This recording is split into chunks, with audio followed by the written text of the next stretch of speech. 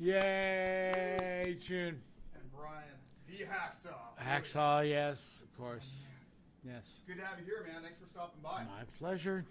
Mike, it's great to see you. Yeah, also. Hacksaw was my vocal teacher when I was in Musicians Institute. He was my favorite teacher. I had him for a very long time.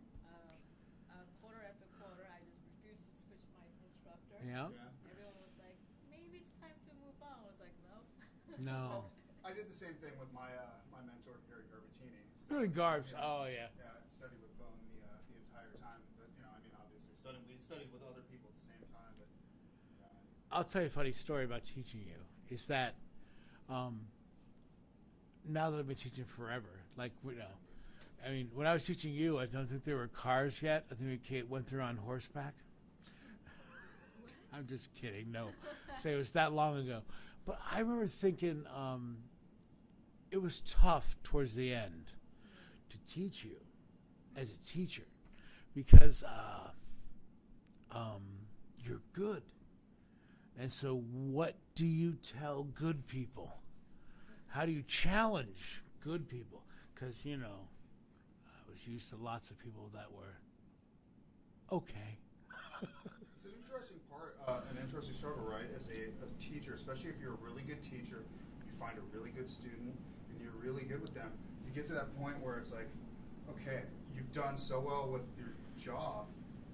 What is that next challenge? And it seems to me that that's also a point where a lot of us as instructors start to grow, right? Because we find things about ourselves. It's like, well, I need to learn something new, or find a new approach in order to provide this for my. I think you touched on the key word, which is this challenge.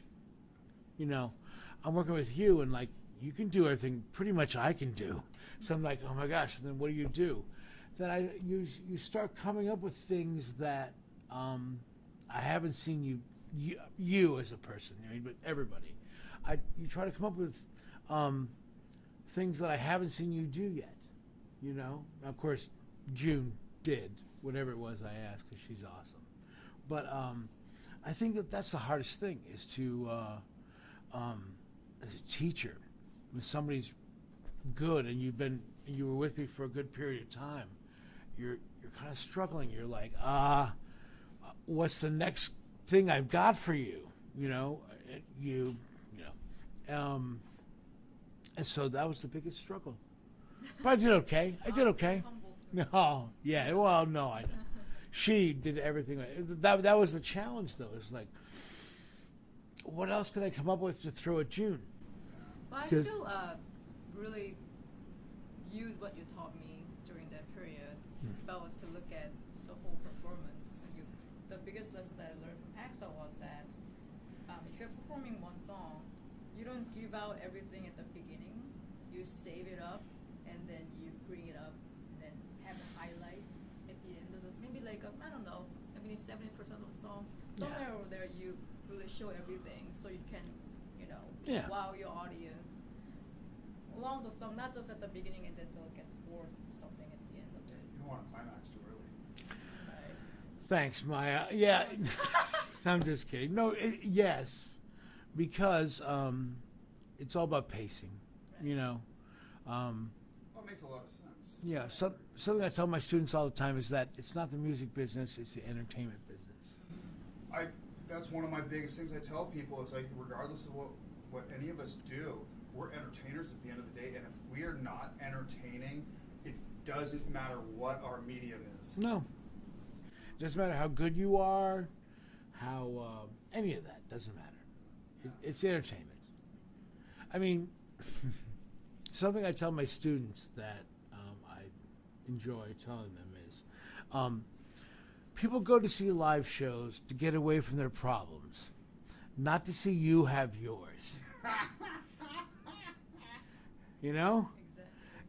So. I've never even thought of that. Oh yeah, I know you got struggles and stuff, but hey, you're getting paid at this moment to help them forget about their problems.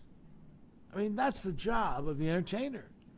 Isn't that why we do it? I mean, just I think about my problems or whatever. You fall away to entertainment, whether it be watching something on Hulu, you know, like a stream, or doing this, or a podcast like this, which is great. But we just want to get away from our lives for a little bit. Yeah. And that should be never lost on someone who's providing entertainment. Mm-hmm. Mm-hmm. No, I think there's a really valid point to that. I think that's something that is good to hold on to, you know, as we move forward. See a lot of people become jaded or with success get an ego, and you can start to kind of forget some of those basics, I think, along the way. Something to remind you, or in a lot of cases for people, you know, they have their success, to use the term, they have their climax, and then on the way down they start to realize the things they could have done along the way to maybe perpetuate it a little longer. Things like that. Yeah. June, you've seen this too. I mean, I think most of that happens. Actually, I'll back up. I don't want to I don't want to kiss your ass too much, but I think one great thing about June, and this is something that is exactly what you're talking about to a degree. I think early on. Exactly what I'm talking about to a degree. Yes, no, exactly, a little bit. All right, why? Why do you do this to me? He's trying to dig it in. I know. Hey, stop. I'm busy talking about her. All right? I'm talking about her and how great she is. No, but and you can chime in and tell me what you think about this. When I met June, she was good. She was good already, and then she got to be great. And she was great at everything. Everything I could throw at you and all that. No, but you'll see where I'm getting at, because I know that this is really your story, is that as great as she was when she was younger, she didn't have her identity. She was young, and you were great at so many things, but she didn't know what it was she wanted to be. But she found it. She found it, you know, and she found it by, you can go chime in, but she found it by going out there and seeing what you liked and what you didn't, and what you didn't falls by the wayside, and what you do, you're like, yeah, that's me, I feel.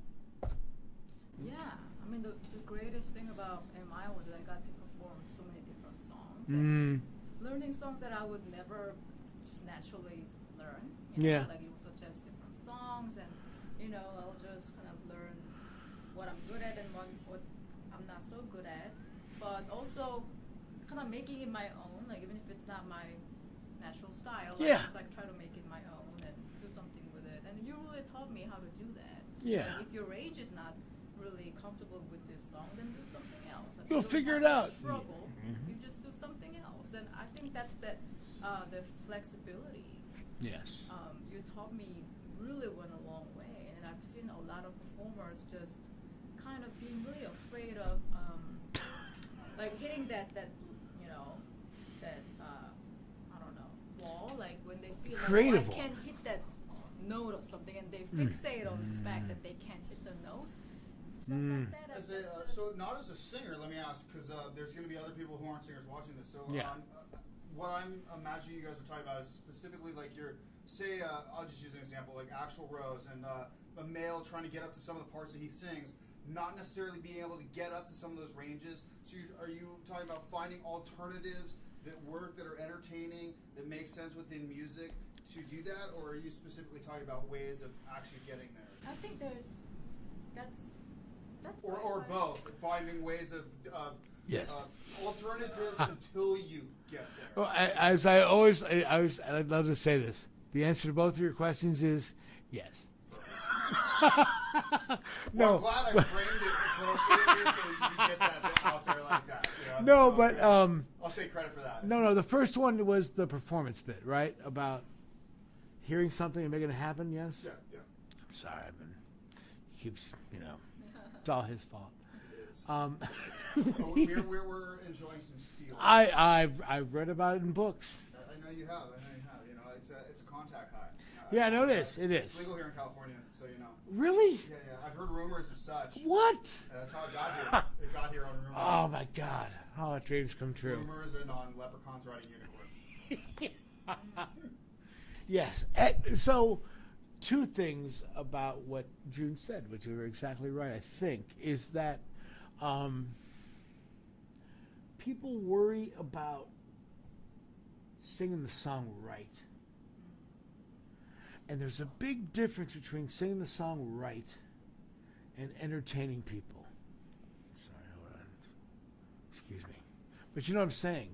I think that when there are many people that are concerned with being perfect. And perfect is the most boring thing in the world. I'd rather be shot in the face than watch perfect. If I want perfect, I'll turn on a blender. You know what I mean? I'm like, oh yeah, there it is. That's perfect pitch. That's perfect time.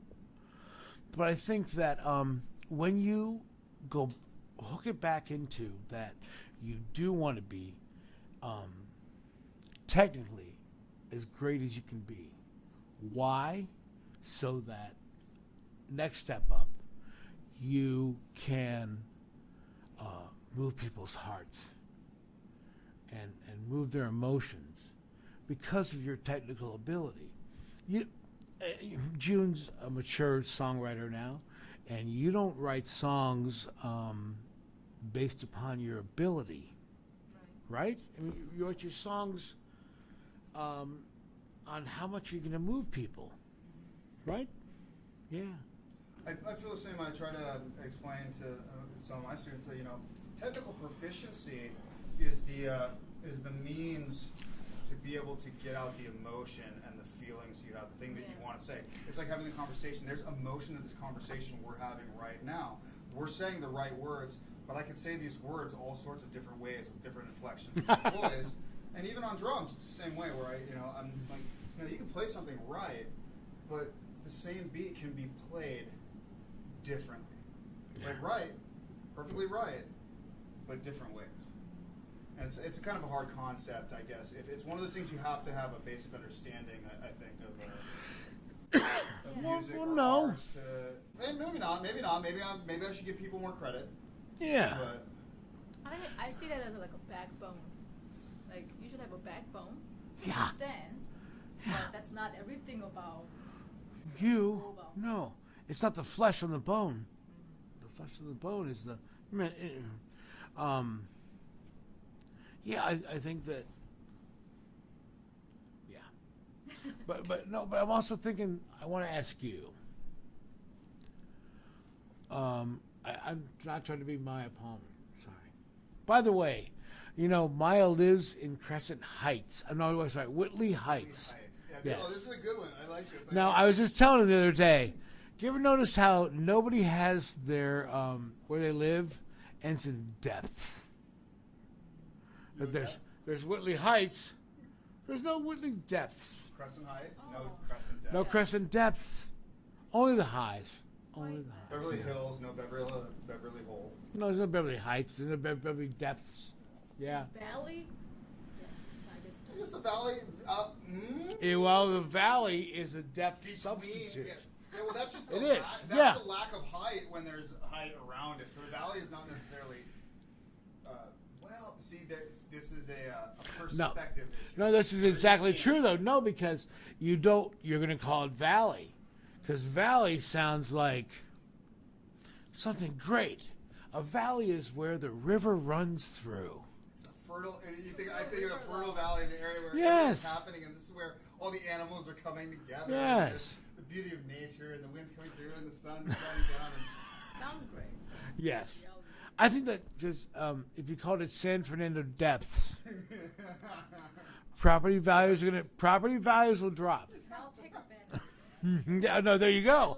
Buy it up. Hi, I own all of Beverly Depths.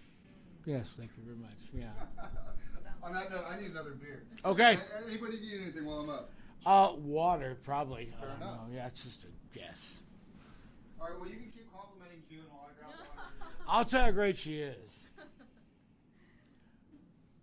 What are you doing now? I still make music. I know that, yeah. I still do that. That's a good thing. I work a lot. Yeah. And I take care of my horses. That's pretty much Ah. my 24 hours. Horses. Yeah, it's one pony and then one mini, so it's like 1.5 horses. It's a horse and a half. And their names are? Rosabelle and Buttons. Both girls. Rosabelle, both girls, oh, of course, and Buttons. No, Buttons. That's awesome. Yeah, it's Rosabelle and Buttons. You know, it doesn't get much cuter than that. I thought about legally changing my name to Buttons. Mm-hmm. You know. Yeah. Of course, then I rethought about it, and I thought I'll change it to Saul Gravy before that. I'll tell you a crazy thing, just in a side note. I once dated a girl whose name was Patches. Serious? Her name was Patches. Not God-given. Maybe, That would be awesome. probably not. Okay, see, but that would be... But she was just known as Patches. Yeah. I used to tend bar. And I think she was a waitress, and then she kind of hung out there like, oh, wow, it's Patches. It's crazy. catchy. Yeah, well, that's one of the... Because it's like, Yeah. no matter what, whether it's God-given or whether it's a nickname for something, it's like, it's cool, and there's probably a story. Okay, but, and June, back me up on this. You're like, Patches. I mean, doesn't part of you go, yeah, what's her real name? You know? That's what I was thinking. What's the deal with Patches? Is Patches wanted in 5 states? And so she's just known as Patches? She's trying to quit smoking? I mean, Yeah, maybe. But why? Why Patches? Well, that's a good conversation starter. Oh, No, you're right. I don't And you know know if what? I can say this. She milked that. I might have to cut this out, but maybe it's... I won't go any further with that, 'cause I don't wanna get demonetized. No. What you said is true. Is that name is ambiguous enough to make you think 30 things. Her name is Patches. Right? You're like, Endless possibilities. Like, that's great to meet somebody like that where you're just like... Is that because like you're a strong woman who's a patchwork of great people? Or does that mean like, you know... I want to get patches of a podcast, man. I know. You know, I think so. But not come clean with it. Just do the whole thing and just have people, Yes. speculation. on Well, what the key is to never know her real name. Because if you don't, then you're like, wow. It's like whatever. It's like having a crazy name like, no, my name is Zimbabwe. Dude, it's like having a band name like PDP. And you know what it means? I mean, for a long time, Greg and I were like, nobody's going to know what that means because it was just a joke. And I'm not even going to say it on air, on this what it is.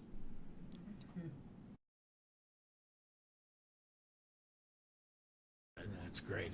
That's funny stuff. Anyway. It is. But it was one of those, it was a joke. We came up with it, and it's like, all right. No, I didn't know. No. No, actually, no, wait. I want to get back to that because that's actually the truth. Because here's the thing. I didn't know what PDP was, right? And you didn't either, right? And you're just like, oh, yeah, PDP. Right? And and I had no idea. I had no idea. It's probably so far from anything you thought it was. Well, I mean, here's the thing is, I can make up 14 stories in my head, but I know that I don't know. You know what I mean? Like, I can guess. Let me think. PDP, you know what I mean? It's like, whatever. There's 27 answers, but so you don't worry about that. But yeah, the PDP. Yeah. Good stuff. And People just ask me, and my name is so simple, but it's like month of June, and they'll always ask me. First thing they ask me, about 80% of the times, they'll be like, is your birthday in June? And I've heard that so many times. And then the answer is no. I'll just say no. And What do you say after that? what do I say? Wait. When is your birthday? Oh, it's in August. I think that's gotta be the answer from now on. Oh wow, you're June. Were you born in June? No, August. Yeah, I do. But they seem really disappointed about it. I Oh, mean, yeah, you're fucking it up for them. I mean, come on, you know. you might as well just lie about it. Just Yeah. lie, you know. Sometimes Why are you I breaking actually the have done boys' that. hearts? And I got so tired. I was tired that this question again. I just said, yeah. Yeah, I mean, why not? I do that too. Where I've lied, just be like, oh, I've heard this and this about you. I'm like, yeah. I Yeah. only lie if it's something really stupid. Yes, And or I'm like, oh yes, of course I did that. or stupid or hilarious, which is usually both. Or especially if it's hilarious and I did do it. Of course, Yes. you know, I'm the first one. I always love admitting to those. I'm like, That's oh true. yeah, Yeah. oh yeah, that. Let me tell It's you the true. rest of the story. Because there's usually more that people. Yeah, don't some of know. them. So how much do you teach these days at school? Oh, I lots. Last few years I've done. Wait, hold on.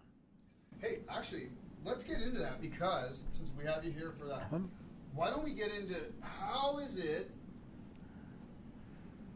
Where did you start with deciding that holy shit you can hold a pitch to where you're at now? Let's as short or as long as you want to get through. Why don't we let some jeez. people know how it is? Because you know, there's a lot of people that would be happy to have followed the path that you've had, or at least Yeah. gone from where you started to where you are. So, like, how does How much space do you have on this thing? No, No. Yes. I mean, I've had two guys go for over 2.5 hours. Oh.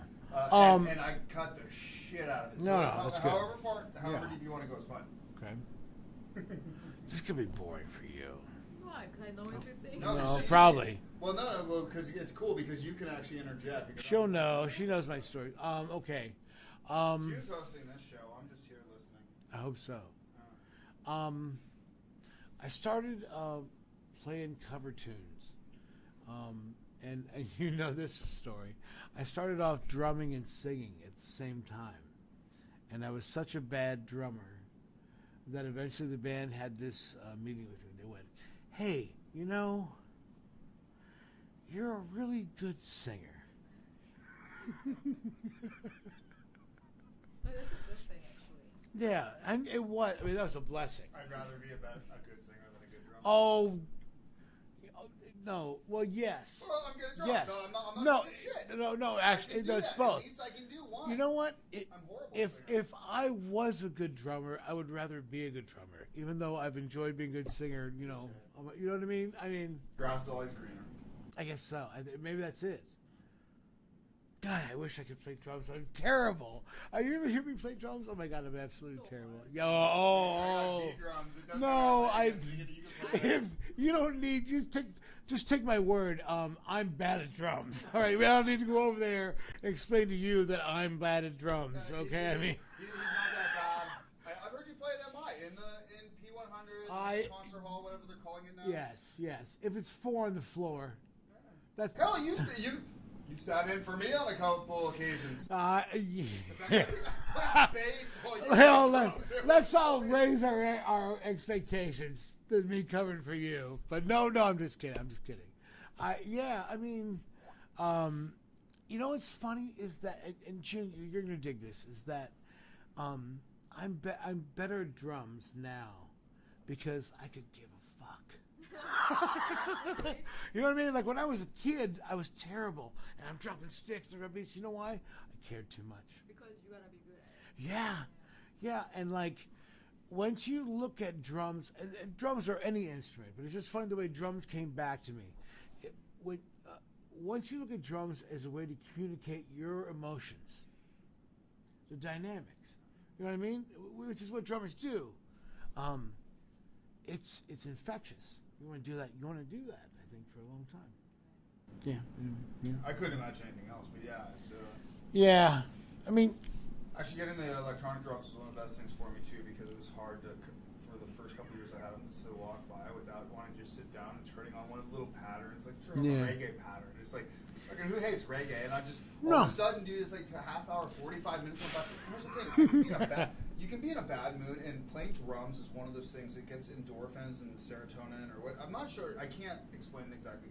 But it's really hard to play drums for 5 minutes and get off the drums and be in a shitty mood. It's like something about it. Of course. That emotion, kind of like exercise and working out does for a lot of people. Where it's just, Well, there's something about it. this is what I enjoy about your shows, is that I think that it's a great release when you perform. And I enjoy that. You know, I mean, that's where it's at. I think that... she's powerful. I never expected. I'll be honest. I was like, the first time I saw you perform, I was like, you know... what the fuck? How is that? I want to ask you about that. So, does that bother you when they're like, "Wow, you seem like such a sweet girl," and then it turns out you kicked? No, you did not. I'm sorry. I'm just saying in general. You know where I'm going, and then you're like, then it turns out you kick ass, and you just go, "Yeah, that's what I do." Do I get annoyed by that? Yeah.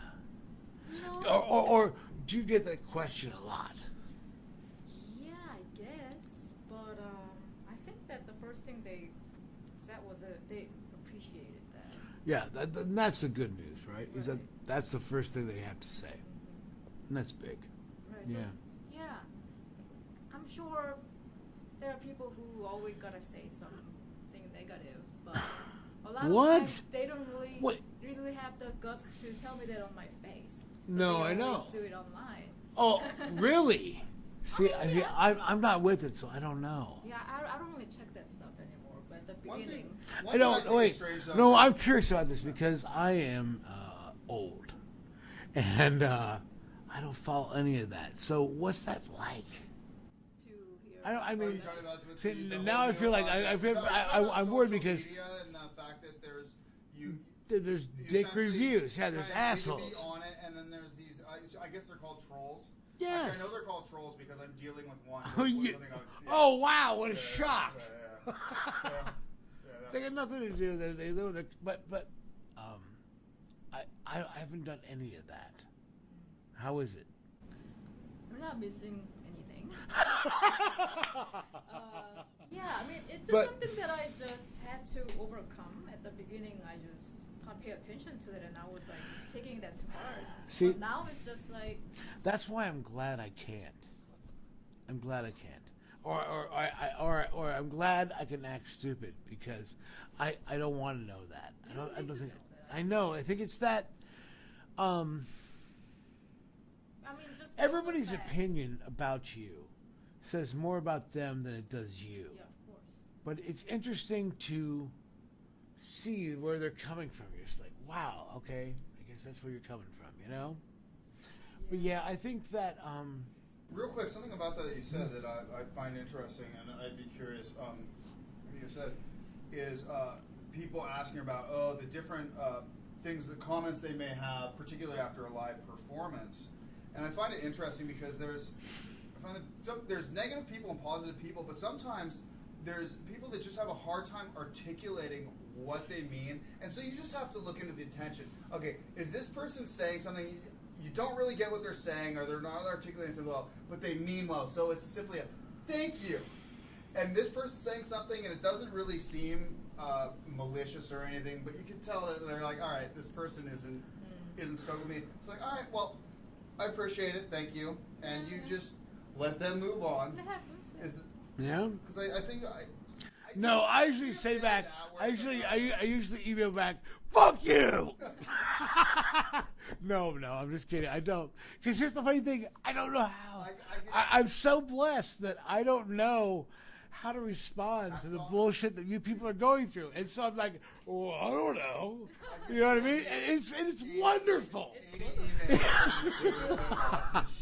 What?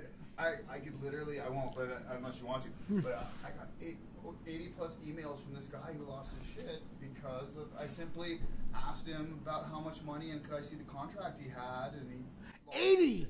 Over 80 emails. You're a super fan. Yeah, dude. Hello, stalker. Stalker. Luckily, apparently, he must be dealing with somebody else because he kind of disappeared into the ether. And I'm thinking the only reason it could have happened was somebody else fucking started That giving him just some hurts. shit for the same thing. And he just disappeared. That's stalkerish. That is stalkerish. I mean, yeah, But I at mean, the same time, he's accusing me of harassing me like 8 times. Said he called the police. It's beautiful. Yeah, but long story short, Hacksaw, you're right. You don't have to, well, really anyone, have to spend that much time paying attention to these people that have nothing but negative things to say because you don't have time for that. yeah, I think it's this. I understand the idea of being sensitive to the pulse of how people feel, but I think that what you're getting at, June, is that I think that people's opinion of you is only a reflection of how they view you. What we do is fulfill our vision as artists, right? And if someone has something negative to say about that, it's just because they don't like the picture you painted. It's not really a comment on how good a painter you are. It's a comment on the painting that you painted. That's a good perspective of it. You know what I mean? And so any negative thing I've ever It's a gotten. reflection of what you're presenting. It's not you. It's just what, Yes, what you're and- presenting to them. At Yes, the time. If they don't like this representation.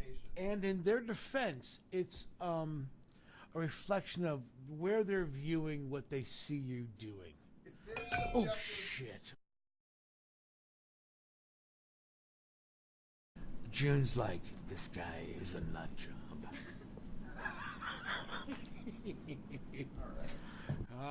Where was I? I was in the middle of something very important, and now I forgot what it was. Anyway, actually, I do know what it was. So when they complain about you and who you are, you can't let that influence. Right. I know you know that, but I mean, how ludicrous would that be? I get a tweet from somebody that says blah blah blah, and I go, you know what? I better change my music. I think that the input that comes in from people, even if it's negative, if you understand that that's just a comment on where they are Right. and how they see your act where it is. It doesn't say whether or not your act is good or bad. Right. It just says that I'm over here and I have these expectations, and if that doesn't fulfill it, well, then it doesn't. That's not. I mean, the only things I ever fault anybody for is bogusness of artistic vision. You know what I mean? Like the knack. You know how when you're not feeling good about yourself, everything just seems bad? Oh, I have no idea what that's like at all. I'm usually really high. No, of course I do. Yes. of Yeah, I course. noticed that firsthand myself. Like when I was not in a good place, like nothing impressed me. Like I was complaining about everything. Like it doesn't sound good because of this. I don't like this about. I was just looking at all the things that I don't like about something. Yeah. Then I don't get to appreciate, and that is actually my loss because I'm not looking at what Exactly. much to appreciate. Yeah. So yeah, I understand. When I understood that, whenever I hear something or see something that is not all that positive about what I did or whatever, I almost felt like sympathy for them. Yes. Like, to be in that position, Yeah. then like that what I had to offer didn't really give them any joy. I felt bad. I just felt bad for them. Yeah. I think that, when you're doing something that's your artistic vision, that's something you're true to, and then from there it can be voted up or down.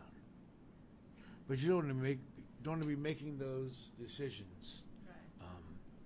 Yeah, it's just and that's another thing that you also told me back in the day. Back in the day. You said music is not Olympics, Yes, and That's big. that stayed with me that's to big. this day. And I tell that to Yes, people. what? Yes, that is lost on. It was very apt to this conversation, for sure. Yeah, I mean,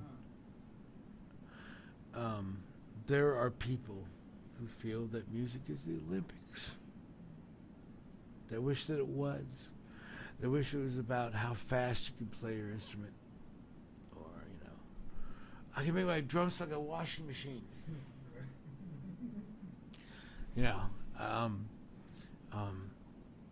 And that is great. But it flies in the face of this basic idea is that this thing called music has stood the test of time. 4,000, 6,000 years, something like that. For one reason, and that's its ability to move the hearts of men and women. Everything else is just notes it's tools in a tool bag. I can do this. I can play a million notes at a time. I can do 7/4. I do Zappa tunes. All right, that's in this bag. But that's just there as I make choices about how to move people's hearts. I guess fast playing can move some hearts. Oh, and it does. You see, now that's the thing, because I don't want to be that guy, and I am that guy. Actually, okay, I'm that guy, but I'm the guy who's like, well, chops, schmops, But I know what you move my heart. But I also if that cannot be the there is. sole goal. No, there's a piece. You're right. It can't be the sole goal. And I will say this, as a guy who's like anti that, there's some of that I love. Like, I remember, this is gonna be an old guy thing, because the great thing is that I got to sing with Steve Vai. Is that I remember it being spring of '87 or fall of '86.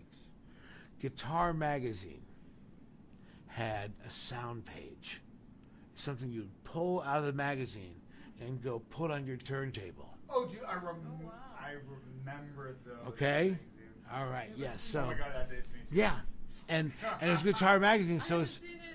yes, I mean, I feel guys like some people in Dynasty guys are like, oh yeah, that's something. Yeah, you old people did. Yeah, I know. But anyway, so it's whatever year it came out. There's a song by Steve Vai called "Blue Powder," and it's just instrumental, no vocals, and it was in Guitar Magazine. I just remember we took that out of the magazine, put it on the turntable, and listened to it for the first time, and just went because the chops were a young Steve Vai, probably. Well, I mean, great guitar players. That's a long road that we're all going to argue about forever. But the young Steve Vai, about that time, is incredible. Yeah. Anyway, so yeah. Why was I telling you that story? Well, we were coming off of talking about what was it, the different perceptions. Yeah. So the sound page, and then later on, I'm playing with them. Blah blah blah. Yeah, I don't know. Did you do anything recently with the Steve Vai Jamathon? Yes, that's what I'm talking about. Yeah. I feel it. No, is that was the ironic thing? Was that here I am? I've got to be about 20 years old with that sound page put out of there, and then last fall I got to play with him. Well, I had Joel on as the first Mm-hmm. first technical podcast I did, and he talked about Guitar Me.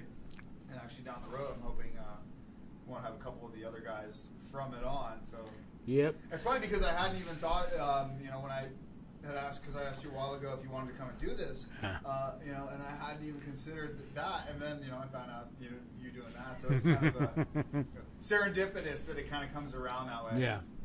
I got a funny story to tell you. Is that when I did that gig, it was Steve Vai, Stieg, our friend Stieg, who's the head of the guitar department at GIT. He's the Grand Cheese Oh, Bowl. you mean Steve, the other one who's supposed to come on here? Man. Everybody is giving. When? Everybody's like, When? There you go. Oh my God. Oh, so Stieg set up the Jamathon, He's like, hey, Brian, there's going to be an hour. It's going to be me, and it's going to be a half hour, me and Steve Vai and Steve Morse. Steve Morse, and the best thing was that, this is my favorite story. It's just this. I'm getting down there. I'm backstage. I know we got about 10 minutes to go. Steve Vai's out front, so I haven't met him yet. Steve Morse over the corner playing, right? And he's totally Southern. Like, he's got the T-shirt with the sleeves cut off. He's got this thing going on. Yeah, right? And he's just sitting there practicing.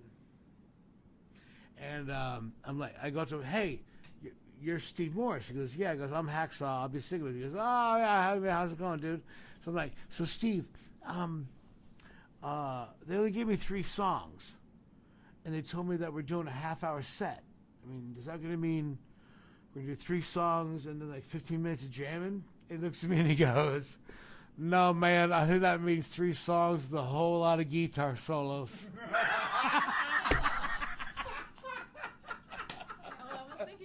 Yeah, like, no, man, there ain't no more tunes. 3 songs, lots of guitar. And I went, okay, all right, okay, cool, I'm ready to go. And then I'm ready to go. Because I knew the 3 songs, because that was what I was worried about. I'm like, there's only 3 songs, it's a half hour, we're going to make some shit up. He's like, no, man. It's the 3 songs going around and around and around. Yeah. Yeah, well, because the whole event too was it 72 hours? Something crazy, it yes. Was insane. Yes, it was a Jerry Lewis-ish. Yeah, I know there's so many effort. So many players. So many amazing players that came through. I think it went Friday. I mean, I was in the second hour. So it started Friday at noon and went until, I think, Sunday at midnight. If not, it was Sunday at noon. In other words, it was 2 days. It was 2 days and a half going to the end of the night. Yeah, Jesus. That was fun, though. I mean, I'm sorry. I'm actually not that cool. I did that first half hour, then I never went back. I don't know how cool it was. No. You'd have to talk to the production. Well, I mean, I don't know. Those are the guys that deserve the Medal of Honor, dude. I Yeah. can't imagine being You know a what? See, that's part of it. It's like, oh, you want to play? Yeah. How's Sunday around 3 in the morning? Is that okay? Good. Oh yeah, totally. Anyway. I know. Like, well, we all know quite a few people that were doing some of those slots. Oh yeah. Awesome. Wait though, Navarro came down, right? Yeah. No, that's cool. Yeah. I always loved Jane's Addiction. That's my guilty pleasure. One of my best moments at MI, my favorite moments was when Steve Perkins, the drummer for Jane's Addiction, came in. Yeah. And he was doing a clinic. It was great. There's a lot of people there. At the end, he had opened it up to questions, just like, and 2 people asked him questions and nobody's asking anything. I was like, well, I guess it's my moment. I stood up and they have a song 3 days. I don't know. You? So I was like, hey man, I want to ask you, like, that's a fairly epic song. How did that go down? Dude, Steve spent like a half hour. Really? Yeah, it's explaining how I forget. I think it was USC. It might have been USC. Yeah. So I apologize. 3, because Basically, for 30 days, they rented a building there, where they lived there and recorded and did all this. And so they were writing and doing these songs like basically all at night. Wow. Was when most of the recording. But it was great because I got to have this whole one-on-one with them, and I love Jane's Addiction. Oh man, of course. Yeah. We were talking about that you started with a cover band, and then we just kind of stopped there, right? Yeah. Well, that's me? what happens. Me? Oh. And then you were drumming, and then they said you're great. They at said you're singing. okay. So, I was Johnny High School at the same time, right? And I had all that stuff going. Like I was going to go to. I couldn't decide whether I wanted to go like law school or rock and roll, and I was doing a gig. It was this place called Dummies. It was open from 1 to 5, which is against the law in Illinois because the bars are supposed to close at 2. right? And the place stayed open long enough to get busted enough times to be closed, Okay. right? And I'm in high school. It's summer. I have another gig making McMuffins at McDonald's. All right. So I would do this gig. I would get there at midnight. Nobody's there. We're going at 1 o'clock, right? Hardly anybody there. But at 2:30, when all the bars close, the place is packed with drunk people. Okay.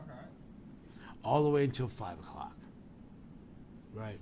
And I did that for a whole summer. And then I would get done with that gig at 5, get into my car, change into blue polyester, and work at McDonald's breakfast. Making McMuffins. Yeah. Huh? No. So, That's got 8. one time, last song, last set. It's 4:45. I'm getting ready to change into the, Polyester. yeah, blue Let's do polyester. it. It's last song of the gig. And it happens to be Mental Health by Quiet Riot. Remember, do you know the song? Yeah. Actually, one of the first 5 albums I got. One of them was Iron Maiden, Never the Beast, Quiet Riot. I got fucking Yeah. Ozzy Osbourne, Blizzard of Oz, and a couple other ones I know will come to me. But yes. Yes. Twisted So- Sister. Yes. So, June, I'm singing the song Mental Health, and the chorus is Bang Your Head. Mental health will drive you mad. Bang your head, right? It's 4:45 in the morning. And I'm playing with drunk people for 3 hours.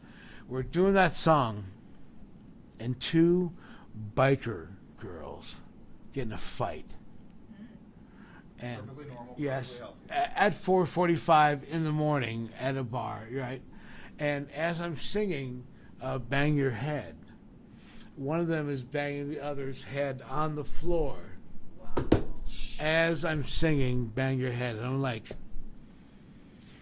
yeah, this is what I want to do the rest of my life. Pretty sure. Because that's how you Just right in that moment. you Yeah. move there, like It was magical. Yes, it was. energy. It was surreal. I was just like, yeah, this is it. This is it, man. This is what I want to do. And that was freaky shit, but I'm just like, yeah. How old were you at this point? I was 17, Okay. going to be my senior year. And where I was like class president and all these uppity things. But at the same summer, I did that. That's a great story. Yeah, and that's when I'm like, yeah, I think this. You know? Yeah, I mean, because I had all that in front of me. I mean, not to be all braggy, but like, I could have gone to Yale. I got accepted to Yale, and I was going down this path. You know that story, but gosh, I'm so glad I did what I did. I couldn't be happier. Yeah, I can't imagine. It's like, I diverged a couple times from music and went Yeah. back. And it's like, I have an appreciation for so many of the other things I know people have done, but I can't imagine anything else. Yeah, you too. Yeah, for me, I don't really have any other option because if I don't do music, I'm not myself. Like I go Yeah, half insane. yeah. So I don't have any option. Like even if doing music is not easy for me. Like if it was easy, then it would be great. But it's really No, if it's easy, everybody would do it. and because it's so difficult for me, that's why it's so meaningful for me. Because Yeah. it's an endless quest that I should be on. This is my path. Yeah. And it's not something that I look at myself as, this is gonna get me somewhere. It's No. not really like that. It's more about cultivating myself with Yes. with music. Yeah, expression. And I believe that as I become a better person, my music will be better too. I think so. Yeah. I think so. I think it's depth. Right. Depth of songwriting, but depth of understanding human beings. And Right. Not everybody write good, great songs that people love when they were best people in the world. No. But I think at least for me, I think I'm that kind of musician. I think so. My Yeah. music grows with me. Not everybody goes the same way. No. Yeah, well, I think more than anything, but that we went really deep there. But bottom line is that we gotta have fun with music. Yeah. We just gotta love the process and just like it, and just do it. Like just. I do. I just think so much. I wasted so much time just thinking about, should I do this? Like, if I'm gonna do it, what should I do? Like, what kind of musician should I be? What kind of artist should I be? Like, I thought about so many definitions of what I should be, what I ought to be, and then I just wasted a bunch of time because I should have just done it. Whatever that is, just like do it. That's what it is. It's that you're not going to figure out what it is you want to be until you start trying. Right. It's if you think about what that is, that's it's just only going to work if you play it. Right. And that'll what you're good at will reveal itself to you, and what you're not will also reveal itself to you. And actually, when you figure out when you're not good at something, that doesn't mean that you can't get better at it. Yeah. Actually, it makes your life easier because now you know what to focus on. I was gonna say, because you're just crossing zones off. Right. Like, okay, well, not over there, and probably not there. That's okay. Yeah. Right. It's So I am. totally okay. So, at that point, you decided, at that moment, chick banging another chick's head. Right. Singing, bang your head. Right. And you're going to do this. So, yes, I went through my senior year. I was like Johnny High School, but I already kind of the guys in my band were older than me, and they left for L.A. to go to MI. Before I graduated, they left in March of my senior year, and then I went out and joined them when I graduated. So you basically came to MI right out of high school then?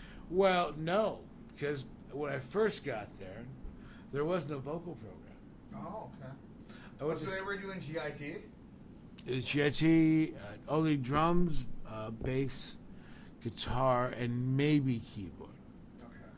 Yeah. And this was obviously across the street Yep. from where MI Oh, there, is yeah. now. Most people don't know, but MI was across the street there. Yes, it was. And all back in the day, we rode here on horseback, Maya. Which actually... We rode here on horses. We tied them back and we went and worked on songs. It was great, Maya. We rode horses here. Terrible. Anyway, yeah. Yeah, exactly, yes. Wait, where was I? There's something important about that. You went to MI? Oh, yeah, No so, vocal right. program yet. Yes. Interesting point there. Yeah. My first day of school was the first day in the building that is now MI. No shit. The main campus, yes. Oh, awesome. So you were there from its inception then. Mm-hmm. However, our first day of school, we did not have school. Our first day of school was the Whittier earthquake of '87. Okay. Yeah. And that was interesting. I'll tell you what. My neighbor had a pet rabbit. And he left. He goes, "Can you watch it for a week?" I'm like, yeah. It's in a box, about... Yeah. It's a refrigerator box, right, with the top thing on. Okay. And I remember he was in the living room, bedroom, or bathroom, kitchen. And over here, I turn the water on, and I'm getting it ready to go back to the bathroom. And I said, "Joe, look down," and the rabbit is running really, really fast in a circle. I'm like, "Oh, well, that's weird." And then that's when the earthquake happened. He was trying to figure out where it could go. Yeah, because the animals know just a second before.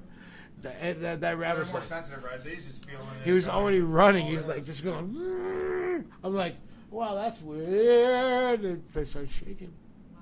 Yeah, it wasn't huge, but it was enough to have my first day at the MI campus canceled. So So you got to start on day 2. Yeah, I did. Yeah, it was great. Hey, for a guy that got held back, you're doing all right. Yeah, I worked out okay. So you went to GIT, you said? No, I was in the second quarter of the vocal program Okay. in fall of 87 into spring of 88. Back then it was a 6-month program. Yeah. A new vocal program. Yeah. It's funny, it was only 2 years after that, not to diverge too far, but real quick, so 2 years after that, 89 was, I was there for the big quake up there in the Bay Area. Are you up there? Yeah, Oh, the wow. one that cracked the Coliseum and took the Bay Bridge down, and actually my math teacher, there was a bunch of us, I wasn't from a very big town out there, and so a bunch of parents carpooled in and out, and one of my teachers, the math teacher, her husband, their van was the last one across the bridge. The back of the van got crushed. Wow. And one of the girls in my class, her dad was in the back and had his back injured because of glass and something else that happened from that falling. They just kept driving and like that. That's movie-ish. Yeah, I'm like. That's I'm like, movie-ish. I'm like, dude, Okay. I can't even imagine what because as a kid I was like, oh, that's cool, sort of thing. But thinking about it now, it's like I can't even imagine what that'd be like. But yeah, but it was crazy, man, because like everything's moving. We had this big pile of dirt in the front yard, and just seeing this pile of dirt move and stuff, it's like made me realize at a really young age, like, wow, dude, all right, we are powerless in so many ways. But anyway, so Yeah. so you started and you did. So you did. I take it you did the 6 months. Yep. And then I went and I think I went to UCLA for a quarter. Go Bruins. Yeah, go Bruins. And I dropped out and tended bar for 10 years. But I was also going to UCLA at the same time. What major? Political science. Yeah. I know. It was my other thing. You know what I mean? I thought about it myself. Yeah. Yeah. And then, yeah, I mean, one of the hardest things about being a musician is to not slip into what I call tendency towards domestication. And I'm guilty of it, but I accept it about myself. You saying it, it feels like something I'm probably guilty of, so please continue. Yeah, it's that, what did I just say? Something about domestication? Yes, thank God. Thank God, because that was a great, Tendency towards domestication. thank God, because that's a great point I want to make. TTD. Another band name. Yes. Right, yeah. No, it's that when you're young and chasing your dreams, that's great, and you enjoy being a rebel. But as you get a little older, there's this tugging at you. And that tugging is tendency towards domestication. It's my boyfriend or girlfriend says we don't spend enough time together. The end of Game of Thrones is coming. We don't spend enough time together. You need all those things. You know what I mean? It's that. And then at that point, you understand that music's become a hobby. And that's the hard part, is to, all those things are great, all the parts of being an adult. But, and also, if music is a hobby, great. But, that's the hardest part. It's just to slip into that. I completely have, and I love it. So That's how because do I'm we old. Define when music is hobby. How do we define it? Well, you don't. You don't.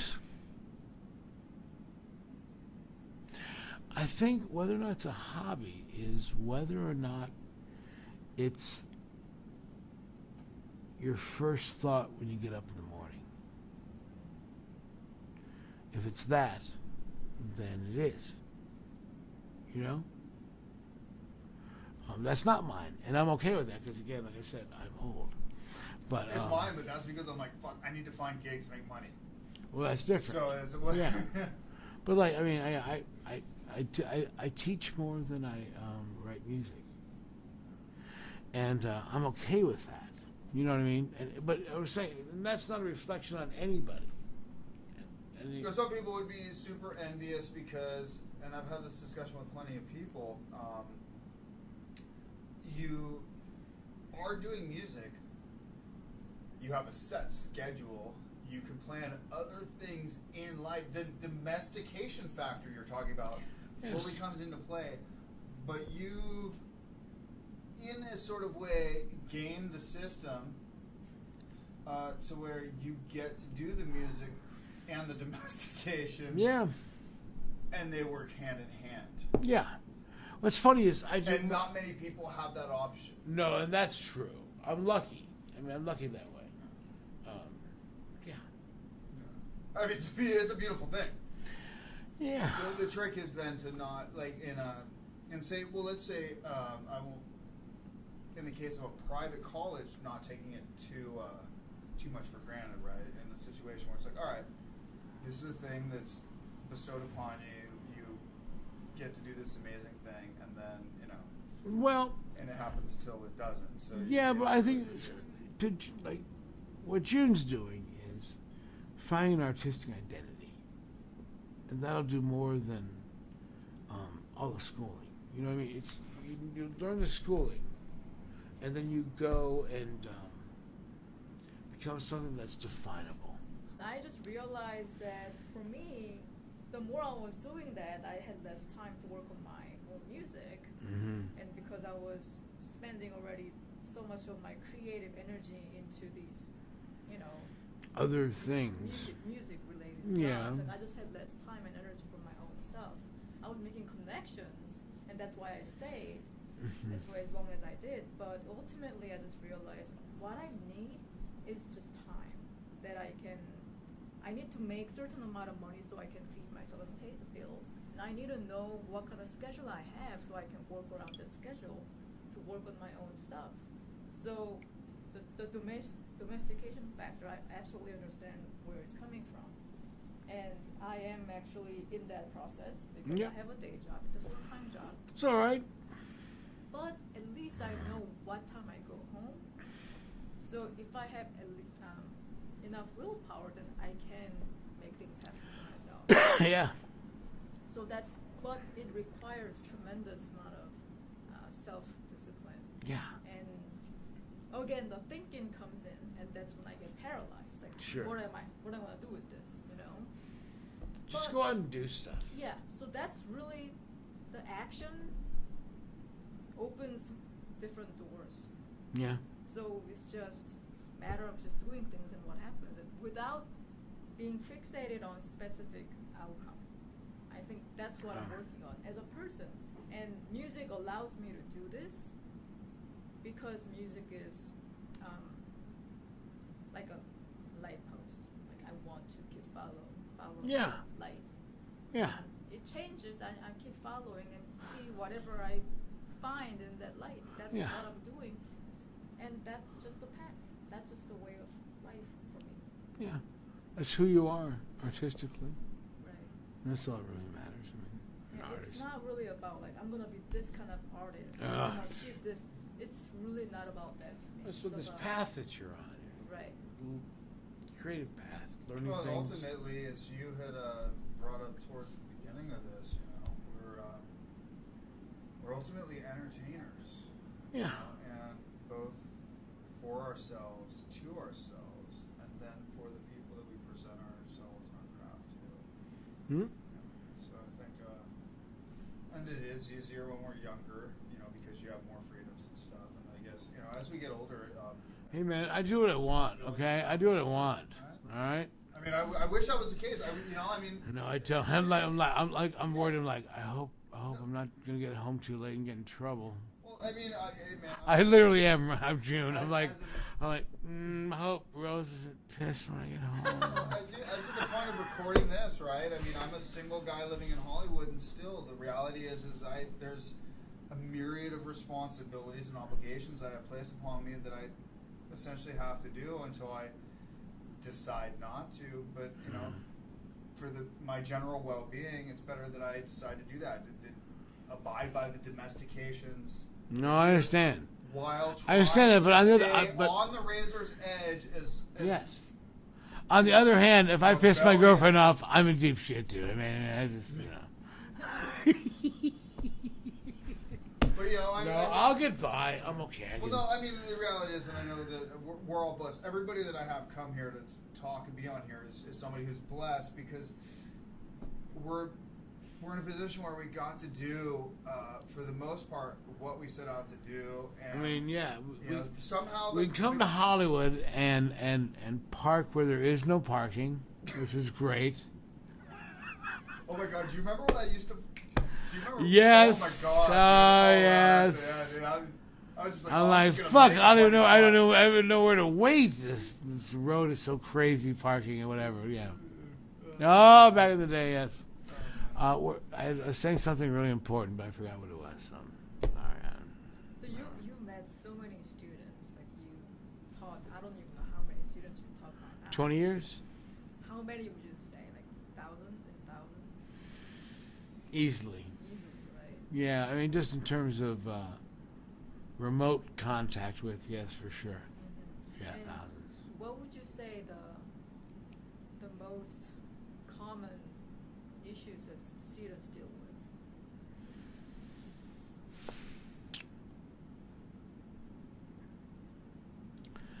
Doubt. Doubt. That's a good question. It's doubt.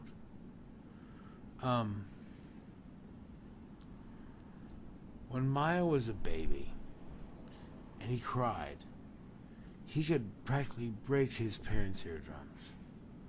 Yet he wasn't thinking, perhaps if I utilize this particular vocal technique, I might alert my parents to the fact that I have soiled my undergarments. Right? No, he did not. Instead, he made the loudest noise he could without it hurting your voice. And so he'd go a little bit forward and say, think about the voice you would use if I'm on the other side of a busy street. Right? Instinctive is the word. That's why I used about the baby thing. Babies know how to cry without it hurting.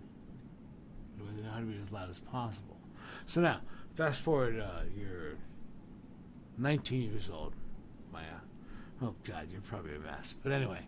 Yes, Oh, damn it. Anyway, wait, where was I? Hot mess. Yes, wait. You were talking about the ability to control the vocal. Yeah. Oh, yes. And so I'm on the other side of Hollywood Boulevard, and I don't see you.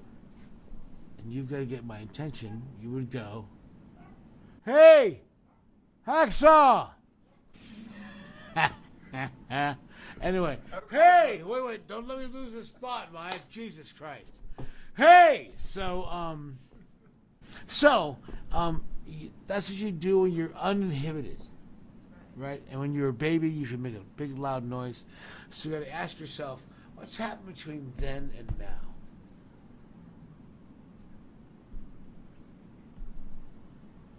Fear.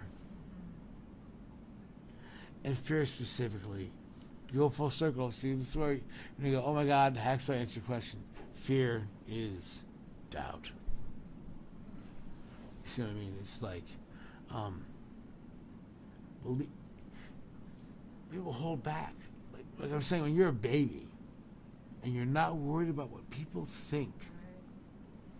So because you're talking about a principle I'm not very familiar No, with. I know, I have no. a little bit of a filter, as you know, but yeah. Yes, but I mean, like, yeah, whatever. But I get this premise. It's funny because I totally Yes, get no, what you're saying. different. That's because he's different.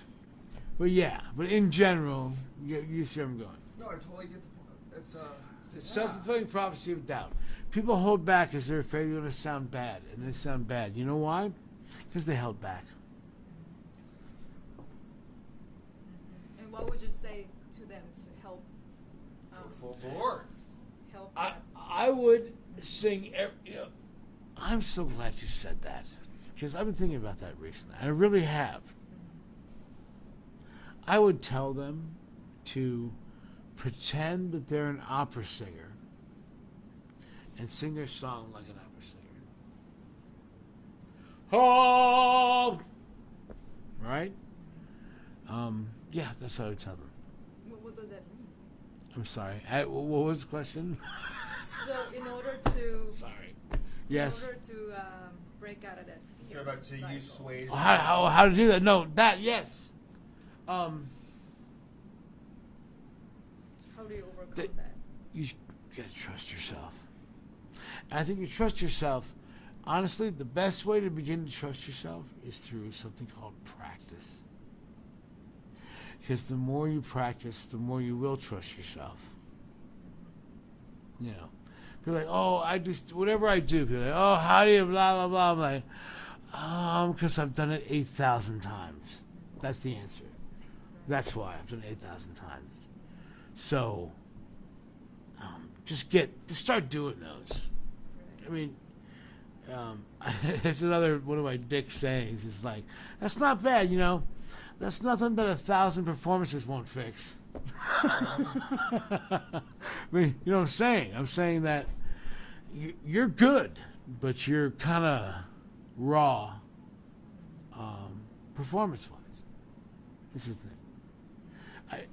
You know, when you were younger, you had that face, and that's why like now you're like, and I love it. I'm like, ow, you know. But that's the hard part. Is I think being able to confidently be yourself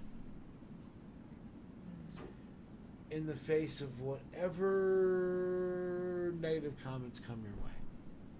That's a tough one. I think a lot of the world, especially now in the era of social media, where everybody has an opinion and they want to kind of push you in the direction that they, from where they're sitting and their life experiences, say this is where you need to go to be successful. And you got peers, and you got family, you got people who don't even know you, who just happen to randomly see your shit, who are like, here's what you need to do, who have no idea about you. Love it. Yeah. I have no opinion on that. Oh, I think I was trying to say this before. If I didn't, I maybe got halfway down this point. But is that sometimes people's criticism is not really good or bad. It's just a reflection of where they are. You know what I mean? Yeah. In other words, I'll tell you a story. And this is kind of sorry. Well, that's why we do this. I had a student who was a songwriter, had been in school about 4 quarters, 5, and she was in this sort of organic thing that was great. It was her and 3 other people that had put a band together over a quarter or 2. And they had written some songs, they recorded them, and they went to one of these things where the A&R people play a record and say whether or not it's good enough to be on the radio. You know. And they did what they're, and he's like, well, no, I wouldn't recommend this. And so she comes back next week and she's crushed. She's crushed. And I'm thinking about it, I'm like, okay, well, wait a minute. Do you think what you're doing right now is what's on radio? She's like, no. Okay. Are you cool with doing something that you love but that might take more time? She's like, yeah. Do you think you might have a vision that you may explore and take down the line? She's like, yeah. And then, well, then the criticism you got was the perfect criticism for you. Because you're not what's now. Be what you are. And so, but especially young kids, they get crushed by that. Like, oh, the record guy said that, you know. But it's like you've got to, and this goes back full circle to people's criticism, is that their comments are just about where they are in the position as they're viewing you. Yeah. You know what I mean? Yeah, for better or worse, totally. Yeah. 100%. I mean, it's, and I think there's also a lot of validity to what you're saying about, you know, the time and place for your thing. If you're actually coming up with something that's new and innovative, then the idea is it probably hasn't come into its own. And even the material you have may even need a bit more development and refinement. And maybe it's right where it needs to be, and it just needs. I mean, it's perfect, but like people's comments will. But what you said is totally out. Where it's like they said exactly the right. Yeah, it's not what we're looking for now. It's not the thing now. Okay, great. We'll keep following that and see what it becomes. Yeah, and that's what I told her. I was like, this is the perfect review. You know, you're not what's on the. You're not Taylor Swift. You know, you're someone who has their own vision. Other than MI, what are you doing these days? I have a bit of a crack problem. I have my own band, which is called Damn Hippie Freaks. That is on iTunes and YouTube. You can go check it out. And we're doing a show the Sunday before Memorial Day at Lucky Strike with Lucky Strike here, Hollywood Boulevard. Hollywood, right smack in the middle yes. of Hollywood. I mean, In the heart of Hollywood, my yes. Theater, Yes. like- Mm-hmm. Yes. And it's going to be me, just a whole clique of friends. The albino, you know. It's going to be a time. Which albino? Both. Okay. Oh. Both. Yeah. There'll be Time of the Dragon. I think there's also a Kalen project besides that. I hate to. Oh shit, Kalen's supposed to come on here. Forgot about that. Well, I think it should be double Kalen. Okay. Mm-hmm. Yeah. Double Kalen. Like most desserts should be. Well, that's When's that Lucky Strike date? It's going to be the Sunday before Memorial Day. Okay. I think that's the 26th. That's the rumor. And it'll be Damn Hippie Freaks and probably some of our pals. I'm guessing it's going to be Time of the Dragon and Elegantly Wasted, you know. Okay. There's like 12 of us and we're playing 6 bands. So that's how that works out. let's just sit here and just don't say anything. Nobody will say anything. We'll just have That'll be like our 2 podcast. hours of Yeah. just. That'd be the ask best. questions. Actually, like a 2 hour podcast to this. Yeah, it'll be great. Meditation. Perfect. And so I guess before we cut it though. Yeah. So, in case anybody wants to get a hold of you, 976 Saw. No, it's that's not even enough numbers. That's fucking Yeah. bad. 1-900 Hacksaw. Just give me a call at 555. 555. Fuck yeah. No, yeah. Geez, I don't know. I guess. Yeah. My name is Maya Palmer, and you can meet me.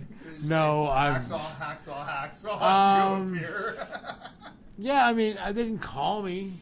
I'm worried because Rose will get mad at me. Anyway, it's 976 Maya.